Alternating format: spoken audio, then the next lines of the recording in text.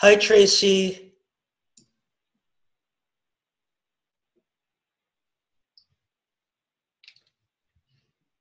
Hi, everyone. I believe, hello. Lissa just texted me that she is having some Wi-Fi issues, so maybe we could wait just a couple more minutes. But thank you for joining us.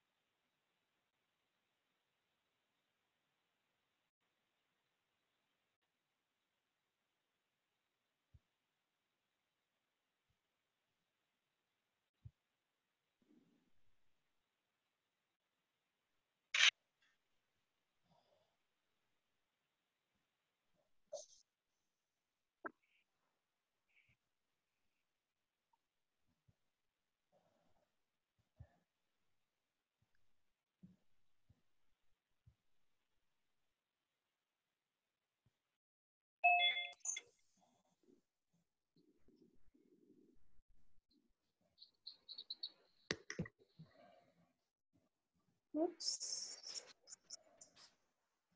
Hello. Hi, everybody. Hello. Good morning. What? Good morning. Can't hear you, Marcie. You're mumbling. Online meeting. Okay.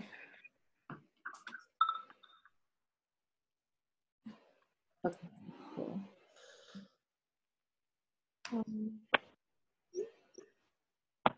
Okay, folks. Hi, I'm Lissa with the DC Collaborative, and other DC Collaborative team members, if you want to just say hello. Hi, I'm Tracy Whiten with the Collaborative too. Hi, I'm Kelsey. I'm the Membership and Collective Impact Intern. Great. And I think Trey may be joining us too in a bit. So just a couple of, just really only one house rule, and that is just if you're not talking, please put yourselves on mute. And you can see that, I think it's located in the lower left-hand corner for everyone when you go down to your drop box area in the dock. So it'll just help with sound quality as we're learning through this process. So good morning, everyone. Happy Thursday. I can't believe it's Thursday. Honestly, it feels like we've had 3 weeks already, right? This has been a crazy week. Last night, I was on a Zoom chat with friends, and we were all shocked that it was only Wednesday night. It's been hard. It's been a long week. So welcome to the DC Collaborative's weekday daily Zoom chats. We're holding these, we started this on Monday, so this is our 4th one. We've been holding these Zoom chats every weekday at 11 o'clock on this same address. So for those of you that it may be your first time on, bookmark, add it to your calendar, know that we'll be here every weekday, 11 a.m., just to help share updates from the DC Collaborative, updates impacting the arts and humanities education community in the district, information that we know. We'll have special guests that will share information. We want to hear from you all what's happening. What are your needs? What are some new wonderful ideas that are blooming out of this crisis? And then also for us to have community and for us to have an opportunity to, have some of those water cooler moments that we're all missing. I think it's important for us to stay connected. And if you need to vent a little, this is a safe space. We're all here because we want to make sure that we're taking care of ourselves and each other, and we're thinking about effective pathways to help support arts and humanities education learning opportunity for our students. And especially through an equity lens as much as possible during these times. So maybe what we can do is let's just go around for those of us that are on the phone right now and just introduce ourselves and say hi. Maybe what I'll do is, since everyone's screen looks a little different, I'll just kind of cue you up if that sounds good. So let's see here. How about first up, Tom Howell, why don't you say good morning?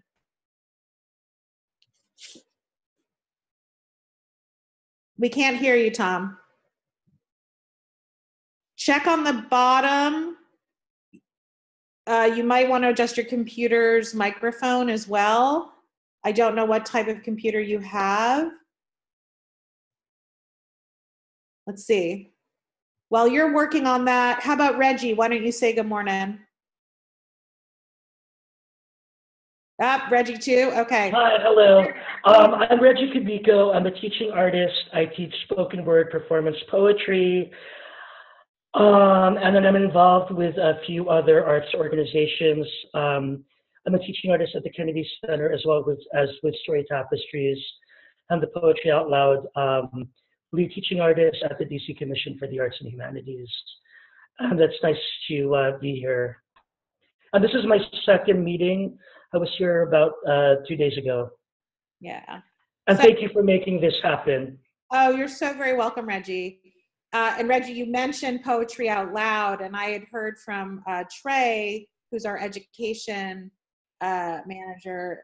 He's one of the judges as well, that the event was held last week. Like, I think probably the last day that there were community events, and it was a really good event, right? A lot of kiddos. It was phenomenal. It was, they did it in the DC Commission office. They added lights. It looked like a nightclub, and it was wonderful, and it was electrifying. So it was a good way before we go into isolation to have that moment. Yeah. And I also I'm eager to share some of optimistic ideas and some proposals. So I hope that we can put that somewhere in this small time that we have. Yeah, absolutely. And what we'll do is, once we go through intros, we'll share with you kind of where the DC Collaborative is, what we've been doing over the past, oh my gosh, it's been almost a week now. That's crazy. It feels like we've been doing it for months. But some of the rapid response activity that we've been doing and what we are planning to do moving forward as well. So Christina, you want to say good morning? Sorry, I couldn't find my mouse. I'm Christina. I'm the Community Engagement Coordinator at National Children's Museum. We have been working diligently behind the scenes to get some content up for all of our followers and friends, as well as our members on our public platform, so social media, just to give families an opportunity to breathe while at home, and ideas for what they can do at home with the stuff that they have at home, and make it meaningful and valuable in their new learning environments. So I'm on the call just to kind of see what the community is feeling. We are a DC Collaborative partner in providing field trips for STEAM-based field trips at the museum. So this is an important partnership to us, and myself and Barbara, who's also on the call, she's part of my team, are just here to kind of take a pulse of the community since we've been in our little rabbit hole. Yeah, indeed. Well, welcome, Barbara. Barbara, I'll have you speak up next. Oh, and your son, that's so fun. Yes, kiddos are welcome to these conversations. If you pets, people have been having their kitty cats on their lap or dogs. It makes us smile to see everyone's families. So So some of the things that we've been working on, which I'll ask Tracey to share more detail, have been in response to what our member providers may already have that equates to distance learning opportunities. Christina, I loved what you said about getting creative with materials that you may have at home. I think that that's really important because I think a lot about equity, and I think about, and certainly creativity and imagination fosters that idea of taking what you have and making beautiful things. And we're going to talk a little bit more later in the conversation about getting resources to the students that may not have the ability to be online. So, but this idea of making art and art making with what you have in your home is a fantastic idea. So Barbara, if you want to say hello. Hello. Just so nice to be a part of this conversation. And I feel like we're all going to be experts in Zoom and Google Hangout by the end of this. Yeah. So it's just nice to have some new faces to the mix. And as Christina said so well, you know, we are trying to produce all this video content and, you know, being creative and, but also trying to be responsive to what parents and educators are looking for in terms of how we can best support them during this time. And I think it's great for us to be also pointing to each other's resources and the work that we're all doing collectively, right? Because we're stronger to better. We're stronger when we're working together, and so we're also trying to keep an eye out as to what everyone else on this call and across the district and across the country are up to during this very special time. So, yeah, thanks for having this call. Oh, indeed, thanks, Barbara. Just another bit of housekeeping I forgot to mention at the very beginning. The collaborative is recording all of our daily Zoom chats, and we're going to leave them, park them on our website. So I just want to make sure, just a show of hands, everyone's comfortable with being recorded. Is that okay? If it's not okay, just send me a message in the chat. But so far, everyone has been understanding and okay with us recording this. And then actually, Tracey, if you wouldn't mind just sharing with the group as we, and then we'll continue to go through introductions, what we've created with our COVID-19 response landing page. Sure, and I can also share my screen and show you on the website. So this, I mean, obviously we had to respond very quickly. So our website has changed even since this morning. So let me just share my screen. Don't mind my messy desktop.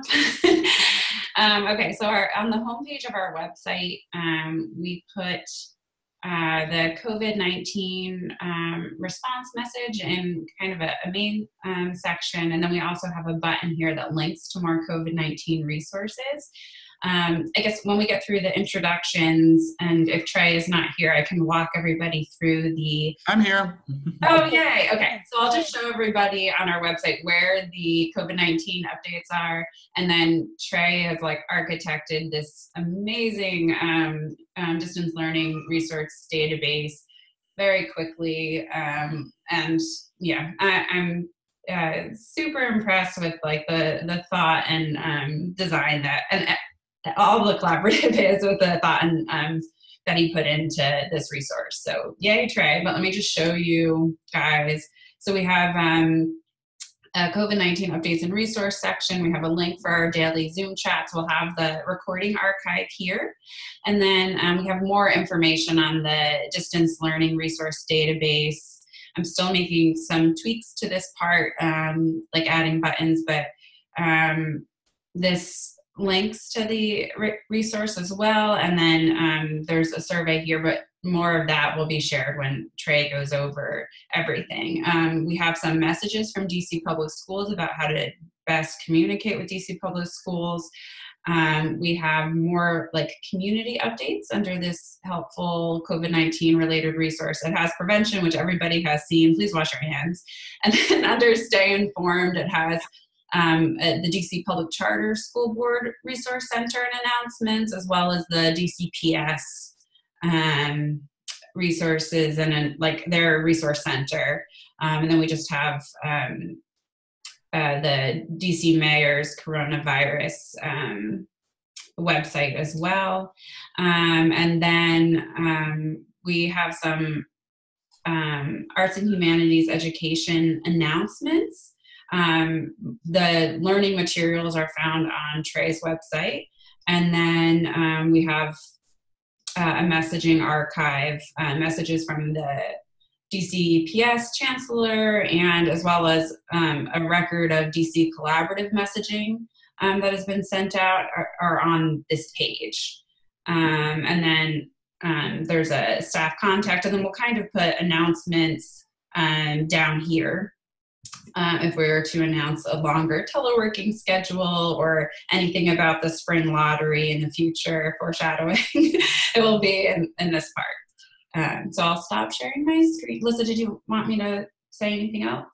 No, that was good. And just for folks to, just to remember, if you're looking for that information, go to dccollaborative.org, look at our homepage, look to the right, you'll see those two buttons.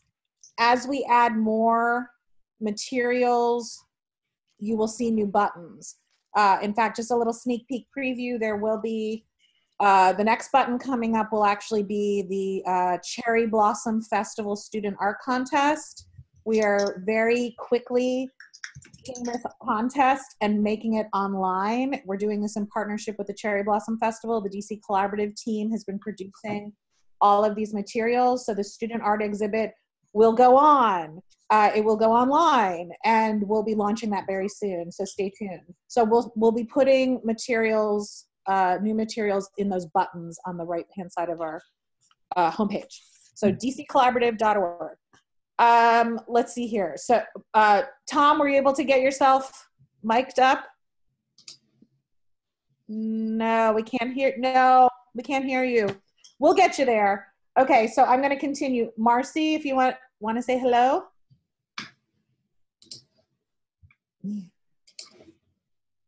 Hi.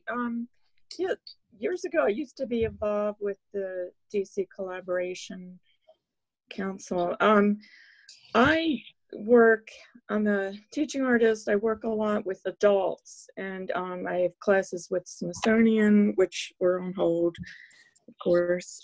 Arts for the Aging with seniors, and that stopped a while before. Yellow Barn in Glen Echo, and have done classes recently with Shop Made in DC. I'm just looking at my list, Columbia Art Center, Artworks Now, and everyone is asking about online classes. Right. Download. Yeah. And interesting, I'm taking some notes because, you know, people are trying this on their own or different platforms. I took a stab at it. Anyone who may not be talking, please remember, please mute yourselves. Go ahead, Marcie. So I took a stab at it and did a little video and a demo.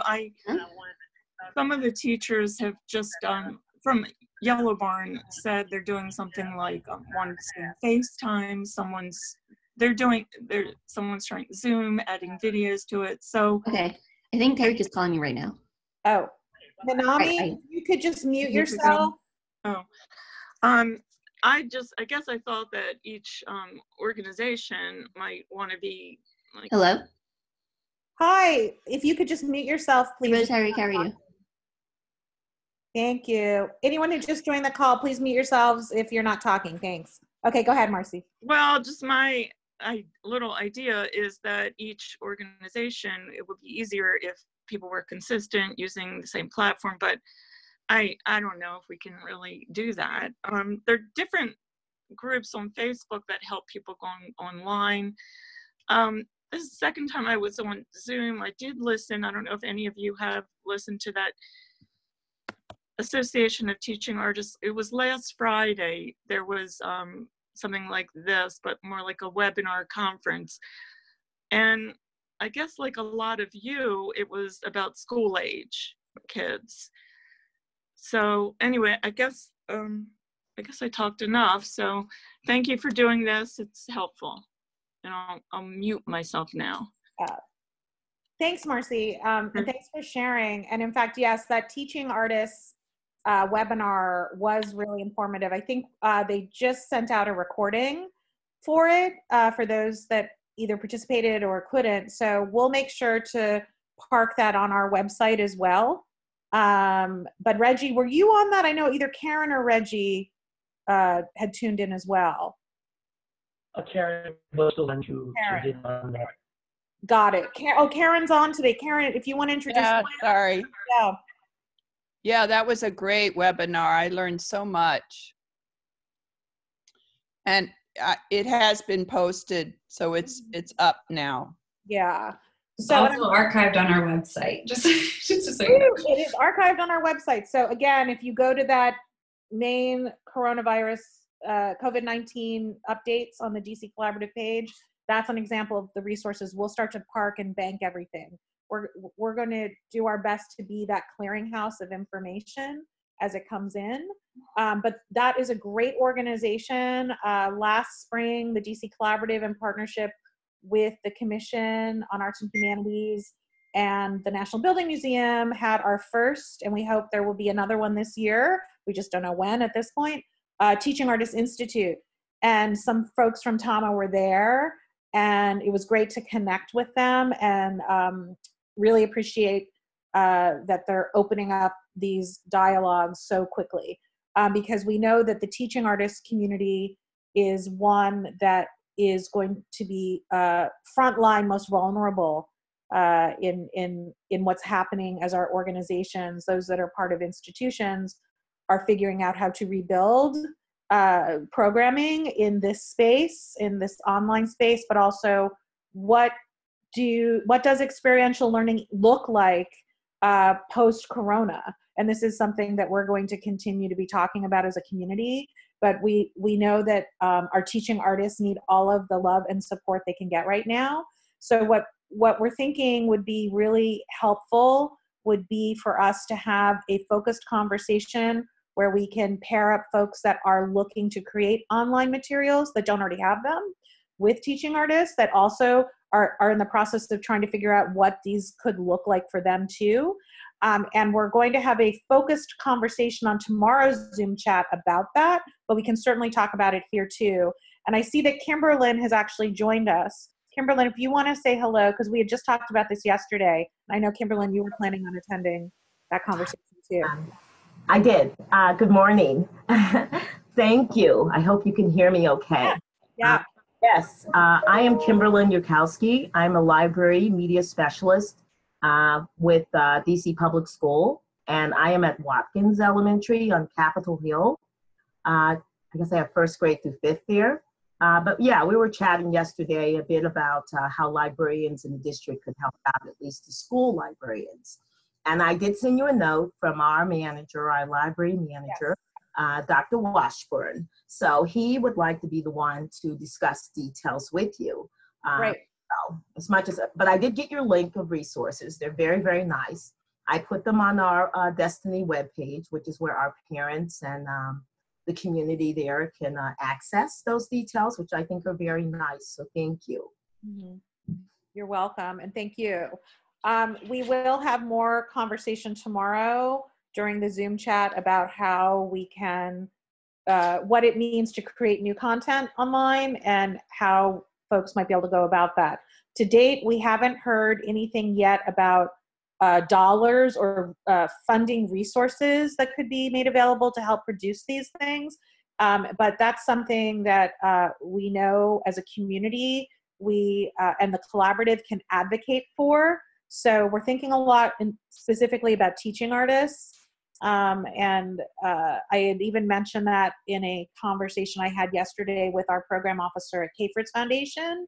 We're going to be taking a survey, which you all will probably receive, members and teaching artists will probably receive on sometime early next week. That'll talk about the resources that you may have available now, but we'll also ask about what the top 3 critical financial considerations are. And certainly for teaching artists, we know that that is really important. And I see, Marcie, thanks for sharing that you called into Maryland unemployment. That's really rough, I know. And we'll do our best as we learn things to post information about what we know. But I think this is why we need to have these daily Zoom chats, because we need to hear that information from you all. Because the collaborative is not like TAMA, we're not just focused on teaching artists. So we need to hear that information so we can filter it out. But that said, you know, the conversation that I did have with our program officer at K-Fritz was a very good one, and just a snippet of what some of the philanthropic community is thinking. They're in the process themselves of readjusting to what their new norm is, working, teleworking, trying to set themselves up and wanting to be as responsive to the community needs as soon as possible. So they're in the process of surveying grantees right now for what kind of resources grantees may already have in place or what they might need. So we're helping them by adding that one question to our survey next week. So no, I know it's not as rapid of a response as happening today, but we're doing the best we can to be as supportive as we can and moving as quickly as we can as a community. But I just wanted to share that with you. I believe in full transparency, and I think right now, as much information as we all can get, the better. But no, teaching artist friends, that we are thinking a lot about you. And we're trying to see what we can either help to broker or coordinate for you. We don't know anything yet, but we are thinking about you for sure. And yes, you're very welcome, of course. Let's see here. Oh, Katrina's on the line. Katrina, if you want to say hi. Hi, everybody. I'm Katrina Owens. I'm the Chief of Staff at DC Scores.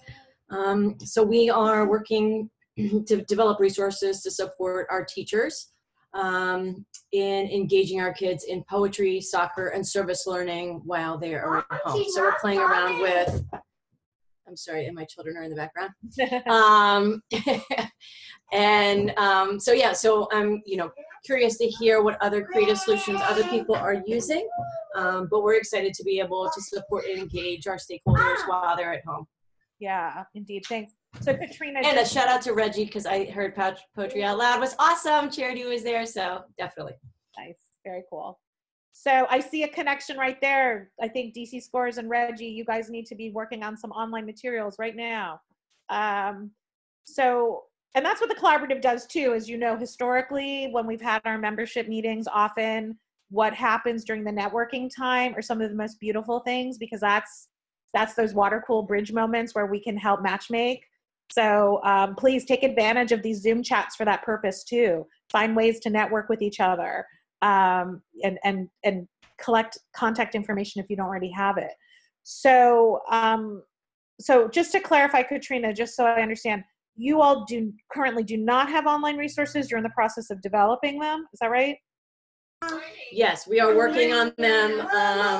Sorry. That's okay. We are working on them, and they are close to starting to be developed. We're really trying to set a foundation so that depending how long this goes, we can build from that. Right. And I think you're in a similar boat with a lot of orgs.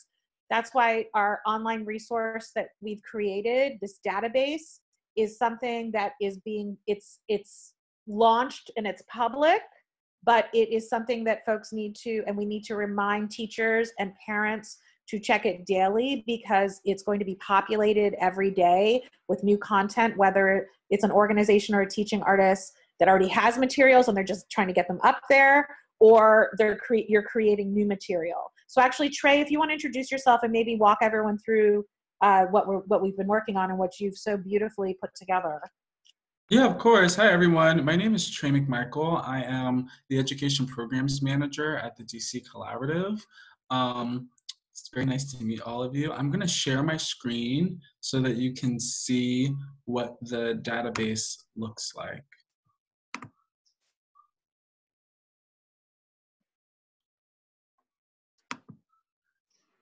All right, can everyone see? Yes, cool. So this is what the database looks like. It is, hold on, I'm trying to move this thing to somewhere else. Okay, I'll stay there.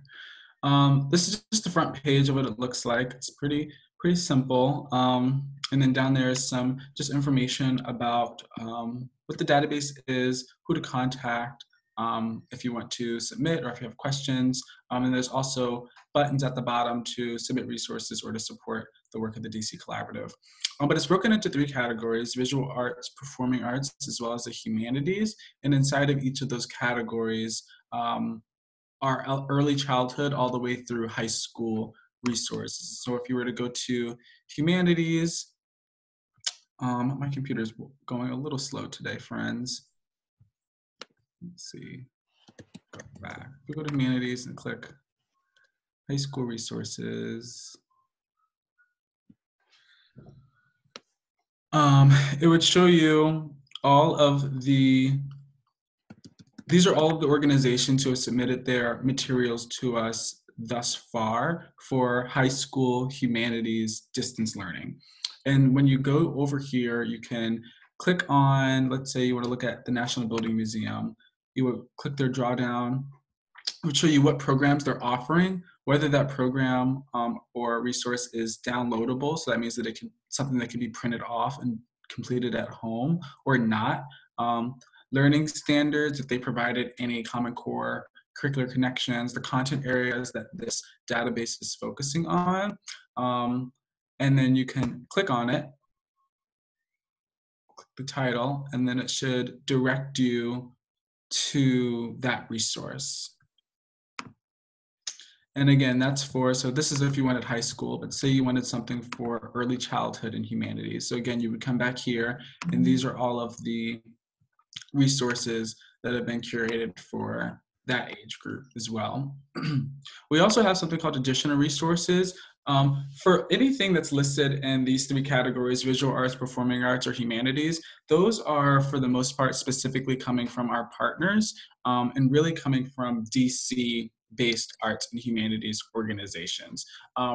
There are some national resources though that we've been collecting, and all of those are featured on our additional resources. So the Google Arts and Culture Museum tours, Digital Theater, which is a platform that allows families and students to watch live theater performances online, the Smithsonian Institute Learning Lab, as well as their open access, and the New York Times, what's going on in this picture. There's also a tab for professional development, where you'll find different articles and resources for teachers and parents of just ways to adjust to distance learning. So you see there's what is this? This is like a video webinar that was done for artists, one for teachers. It kind of goes on, one for families, again for teachers, and whatnot. And then we also have this button here so that if we're going to continuously add events to this in the future, but if you're interested in seeing what DC Collaborative professional development events are happening, they'll be here on this calendar. You can click on an event and RSVP or sign up for that event. And then we also have our content submission button. So like Lissa mentioned earlier, this is a live living database. And so as people continue to fill out the form with their organization's materials, then we will continuously populate, you know, the database. And so, you know, just like performing arts a couple of days ago, like there was nothing here for performing arts, and now we have quite a bit of resources for performing arts for various age groups. That's all I really have, but if anyone has any questions, you can feel free to ask those.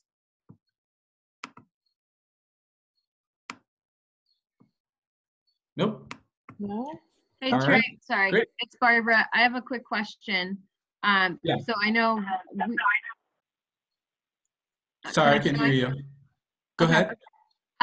My quick question is, so for National Children's Museum, we have STEAM content, so arts is integrated into everything that we do. we are trying to compile resources that we can add to this fantastic database. Do you have any recommendations as to how we would sort of fit within your categories, or how we can, you know, help communicate to the end user how there might be more science and math as well as art in what we're providing? Well, are you thinking of offering more than one resource, or just one overarching? Because some organizations offer multiple resources and they could go into different categories. So I'm going to share my screen again. So in theory, you could offer a resource for the National Children's Museum that might go in humanities, and then we would list it there. But then if there's one that you're offering that has a specific arts focus, we could also list it in the visual arts or performing arts. And so on the form that you complete, this is one for National Museum of Women, but if on here you can check off what content areas your resource focus is on. But for us, the important part of where it's going to be designated on the form is where you click it off as visual arts, performing arts, science, digital media. So the more context we have for what the resource is, the better we can understand where it'll fit on the database. If that makes sense. So if you click off that it's something that is involving visual arts, I can put it in the visual arts, but if you also add a note to say you want to list it in humanities, I can list it in both. Okay, great. Thank you. Yep. And for our teaching artist friends, when you're developing some online content, know that you can go across multiple categories, but also think about professional development for those of you that do PD for teachers too. And we'll be continuing to talk to some of our funders. Like I want to have a conversation, I haven't had it yet, with David Markey to see if there's something that we might be able to work on together. But we could park it in the professional development place on this resource as well. So I know there are a couple of you that didn't get a chance to say hi and introduce yourself. So, and I apologize for that. It was not intentional, but Andrew, if you just want to say hello, and if you had any questions for Trey or just some thoughts you wanted to share out. Hey everybody, I'm Andrew Lee, DC Strings Workshop. Thanks for doing this. I think it's really helpful, especially the resources. We don't have a ton of online resources, but I'll touch base with the team and see what we can submit.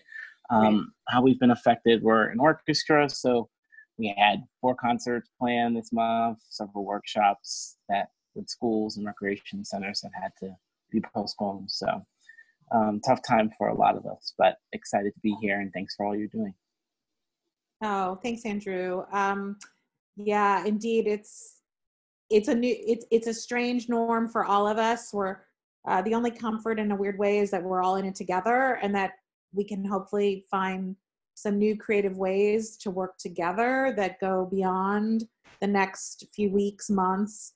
But know that this becomes our new norm, and some really new, great creative resources and products can result, like this database. You know, we create out of necessity, but we also are looking at things that we can sustain in the long run too. You know, we at the Collaborative have our own concerns about our institution and organization, but our team is such an amazing group of folks. Like, I have so much respect for them. Knew that the first thing that the Collaborative needed to do was be supportive and responsive to community needs. So we did our best to get some of these materials up, these types of resources up, trying to be the connector to conversations and needs from the community, while concurrently thinking about the very own needs of our operations as an organization. And thankfully, we do have a bit of a reserve, so we're going to be okay for just a little bit of time, but that we still need funding too, because think about it, the largesse of our work has been through our Arts and Humanities for Every Student program, which is mostly field trip based.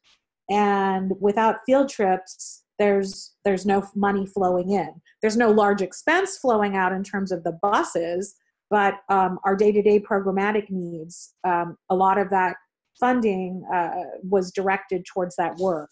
So we're taking a very big hit as an organization too.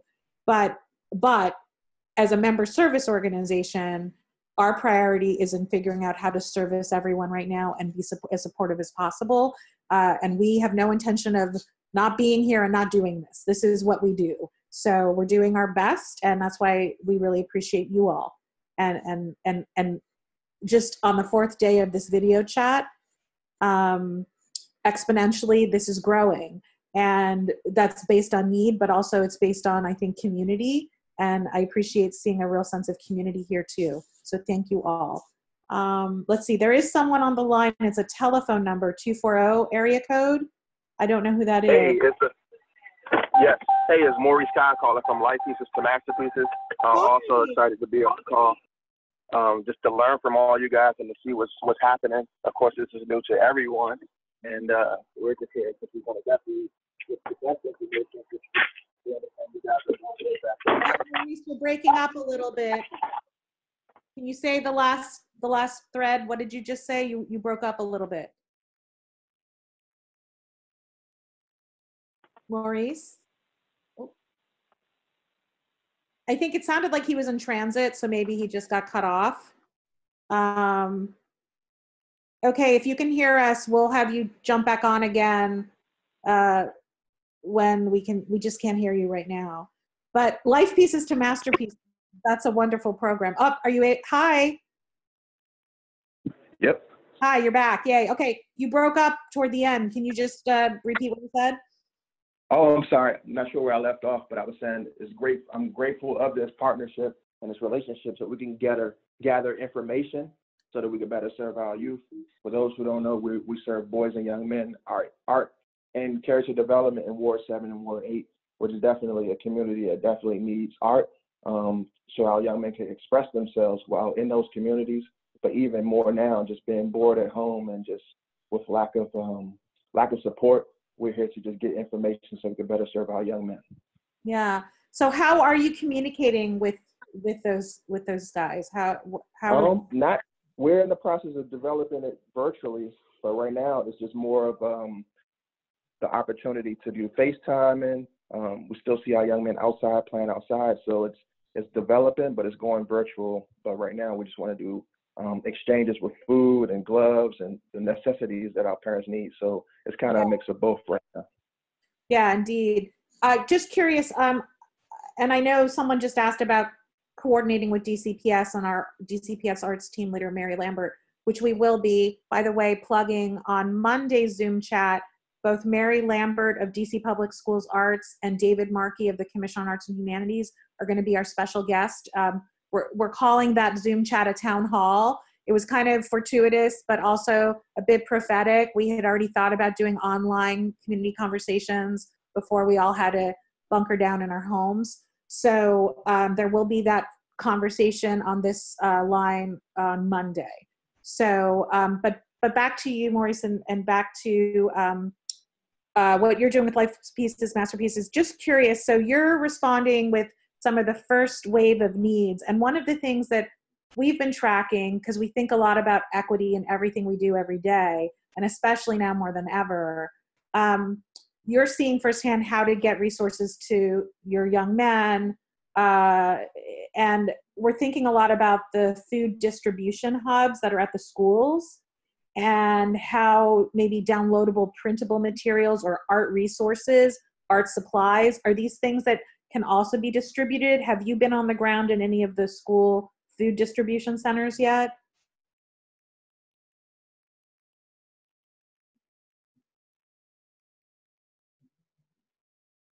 I don't know if he was able to hear me. Kimberlynn, do you know anything about that? I know we talked about that we touched on it a little bit yesterday, but the collaborative is thinking a lot about materials that could be made available for folks who may not have online access right now, but certainly for anyone, any of the students and families that may be going to the schools to pick up meals. Do you know anything about how, as a community, we might be able to get materials there? You mean to deliver materials to the school? Is that what you're saying? Right, to the schools where food distribution is taking place. I know that a lot of the schools have turned into food distribution centers. Yeah. And are there educational materials and resources that are also being distributed there, or is it just meals? Okay, I do know at Watkins, I don't think we have a food distribution center. I think PTA has set up various distribution food centers, but not at our school. Okay. But that's something I found online with the cluster listserv. Yeah. But the school does have the material packets for the distance learning. So that can be distributed there. You might want to look online and actually call the school and the receptionist, and in our case at Watkins, and then she'll probably, they'll probably agree that if you want to deliver some additional materials, you could, but I don't know that. See, I can't. Yeah. And it's hard to know what's possible. Yeah. Central office would probably be another place because they're the ones doing mass distribution to the schools. Right. You know what I mean? Yeah, absolutely. I just was curious if anyone had seen any of the activity yet that was on the call. Just so you know, the collaborative, in addition to our daily weekday Zoom chats that we're having with you all, the staff also has a daily conversation at 9 o'clock. And every Friday, DC Collaborative has a conversation with some of our key stakeholder partners. So tomorrow we'll be talking with a bunch of DCPS central office leaders, as well as DC Public Charter School Board Communications Department, and others. So we'll ask them these very same questions because we are interested in how physical materials could get distributed, perhaps through the schools that are distributing food. So I was just curious if anyone on the ground had heard or seen anything yet. But to be continued after tomorrow. So I see that Alexis from Keegan just joined us. Hi, do you want to say hi to everybody? Hey there, how's everyone holding up? Good. It's been a long, crazy week, right? Every day feels like something new is happening. So it's all about being patient and kind of being responsive as we can, right? Exactly. Hi, Alexis, I miss you. I do miss you too. So what's going on with you all? What are you up to? Well, I was just curious. I keep seeing the emails about providing materials, and obviously this is a work in progress for us because it's not what we normally do. So are we able to kind of slowly build in and add resources as we build them? Yes. Trey, do you want to explain that to Alexis? Yeah, you can, as you submit materials, we're gonna add them to the database. And so if you don't submit a material to us until the end of April, it doesn't, the database is not going to, go away in 2 weeks. And so if it takes you a while to, collect your materials, that's fine. Just whenever you send them to us, we'll upload them to it. So we're not on a specific calendar. It's created and it's live, and whatever's on there is going to be on there for right now. So people are populating it, but when you're ready to populate something on there, just submit the form, and then we'll send it on there. And do you guys have a sense of kind of what the greatest need is right now? Is there a specific core subject that needs additional theater materials, or a specific grade band? Because it'd be great. Yeah. So for performing arts for theater, the group that has the least amount of content is high school. Okay. So middle school, elementary school, even early childhood has a decent amount of things for theater, but for high school students, there's really not much there. Great. Well, perfect. That's great to know. Unfortunately, I have to bounce on a call because I wanted to ask that real quick and then check in with everybody and see how everyone was doing. And thank you all so much for hosting these and for keeping us updated and in the loop as things change. We really, really appreciate it. Oh, you're very welcome. Alexis, before you skip, I just want to just say also, if, we can share what the greatest needs are by category or grade band, but if that's not your wheelhouse, we recommend prepare materials that's more in your wheelhouse just to get things up there to start. But then think about programming based on where the gaps are. That's perfect. That's kind of our approach right now as well. We're going to start with some story time videos just because that's going to be the easiest thing for us to implement. Mm-hmm. We're going to be looking at how we can use Sawyer tools to transform some of our after school programming into programming, and then we're starting with our family, and then we'll be able to kind of open up the resources once we figured out what's going to be working best for us. And Alexis, thank you for that. But we're also going to send out a needs assessment to educators. We're sending that out tomorrow. Tomorrow we're having a call for people who are developing materials. And that's what the conversation is going to focus on. And then we'll just make sure our needs assessment checks a lot of those boxes before we send it out. So that's coming too. That's awesome. Thank you all so much. I really, really appreciate it. And just letting us know what we can do, okay? Thank you all. Bye. Support your teaching artists. That's what we say. Yeah, exactly. Cultural institutions, support your teaching artists. We're doing the best we can. Thank you all. Thank you. Bye. Anyone? Tom, I'm not sure if you were successful getting mic'd up, but we keep coming back. No? Okay, well, I'm glad you're staying on and you're listening. We're thinking about you. And hopefully try again tomorrow. Anyone else have anything they want to share before we sign off for today? Yes. I just sent Lissa and Tracey, both of you, an email that I sent Haran and David Markey from the DC Commission for the Arts and Humanities about starting a COVID-19 arts initiative for teaching artists and arts organizations to develop workshops, online performances, and lectures during this crisis. And the reason being is that several things. I'm getting poems from all over the world, from Italy, from all of our sister cities in DC, that not only can we serve DC, but this is sort of an international approach for people to express themselves and to connect in an unprecedented way. So I sent you the letter, and if you talk to Community Foundation and to other funding sources, I'm thinking that that could be a really powerful and vital opportunity for all of us. Yeah, absolutely. Thank you for sharing that, Regie. I'm looking at it right now. And tomorrow I don't know if David is joining us. I know he's on the list for this core community call, but David will definitely be participating in our town hall conversation on Monday at 11. And we can ask him about what he's thinking. Please join and we can discuss that as well. Just, also we're having some internal conversations with some of our larger founding members of the collaborative to see what they're thinking of for those that may have more resources, what they're thinking of for producing this type of content, as well as what it looks like when we hit the ground running when schools reopen. So there should be some community response now. It would be wonderful to see some sort of online events as a community we're producing that we market and get out there. And we'll see what the commission and our larger funders think about those ideas. But I think that's a brilliant idea, Regie, that you come up with. Please feel free to share, read it among the collaborative staff. And then if you feel you want to email it or share it,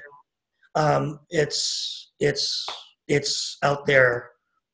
Thank you. One thing, this is Katrina from DC Scores. Your conversation made me think about something to share. Last night, Busboys tried their open mic online, and Charity hosted it, and it was kind of cool and creative way to hold a poetry open mic. So there is some of that happening that might set a precedent for other ways that we can make that even bigger. But that is happening through Busboys. Oh, okay. We should add Andy Shalal to our resource contact for sure. Or Pages, who is organizing that. That's right. Yeah. How many people participated? I'm not sure. I saw parts of it, so I mean, when I was on, there were probably 80 people that were watching. And then, you know, it was a split screen. So Charity was at the top of the screen and then the poet was on the bottom of the screen. That was so cool. I think it was live off of Instagram maybe. And then different poets came through and performed on that bottom screen. Very cool. That is super cool. I mean, we do have to worry about equity, you know, with the schools and also student privacy. So I think certainly, you know, for adults, it's a little bit different, but. Right. But maybe we'll talk to DCPS because if they're thinking of that, maybe there's something that we produce with them that they organize and it's pushed through their portal so that the privacy issue is not a concern. But again, they may be thinking through an equity lens. We've heard anecdotally from other school districts that they're not doing online materials because of equity. Who knows? We just don't know. This all unfolds every day. But these are some great ideas to try and move forward, and we'll definitely talk to our DCPS friends about that too. Tracy, you wanted to? You completely covered it. Were you thinking the same thing? Yeah. Yeah. So probably if DCPS is agreeable to this type of format, you know, we do have to be really thoughtful and cognizant of this equity piece. We do know that certain communities are getting broadband. It's opening up, but we also don't know what kind of hardware students have. We don't have real data on this to know. But this is stuff as a community we need to know. So we'll continue this idea and we'll share it with the DCPS folks, but it has to be anchored with them in order for it to actually work for students. But it would be a great idea. Right, Tracy? Is that what, did you want to, yeah. Yeah, I had something else in response to Reggie's letter. But I think dedicating maybe one day a week or to focus on teaching artists coming and talking. That might be a good use of our daily Zoom chat. I don't know what Regie and Karen, and Marcie, what you think about that. If you could help us send it out to your networks or the frequency of how often we would meet. I know Teaching Artists of the Mid-Atlantic, they recently joined DC Collaborative's membership. So we can involve them somehow and work together.